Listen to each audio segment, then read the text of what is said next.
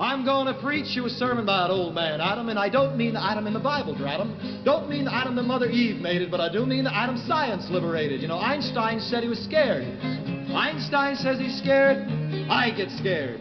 Green is not my natural complexion. Stop the world. I want to get off. Scared of the atom bomb, all you got to do is get the people in the world together with you, because if you don't get together and do it, well, one of these days you're going to get shot to hell, and that is no future for a growing boy.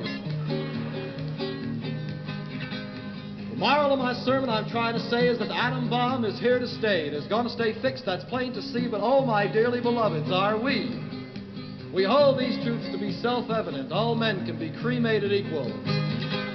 You know, life used to be a simple joy, and the cyclotron a super toy. You get born and live and sometimes marry, and Adam was a word in the dictionary.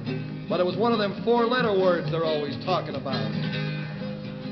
And some science boys from every clime, they got together and they worked for overtime. Worked and they worked, and when they were done, why, they harnessed up the power of the doggone sun, they were splitting atoms. You could hear them in the universities. Hey, Mama, look, I'm splitting an atom. The diplomats are still splitting hairs. Then the Jingo boys, they put on a show to turn back the clock on the UNO, to get a corner on atoms, maybe extinguish every doggone atom that couldn't speak English. Down with foreign-born atoms, they said. America's for American atoms. But the Atoms International, in spite of hysteria, it flourishes in Utah and even Siberia. And whether you're black, white, red, or brown, question is the same when you boil it down.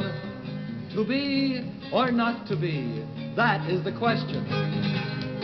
It isn't a question of military datum, like you gets their fustes with the mustest atoms. It's the people of the world must decide their fate, stick together or disintegrate. It's up to the people, because the atom don't care. He just flits around as free as the air. He doesn't give a darn about politics or who gets whom into whatever fix.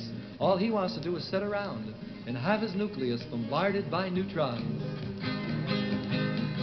Well, I come to the end. I hope I made it clear about what you got to do and what you got to fear. I'm finished now. Here's my thesis. Peace in the world, or the world in pieces.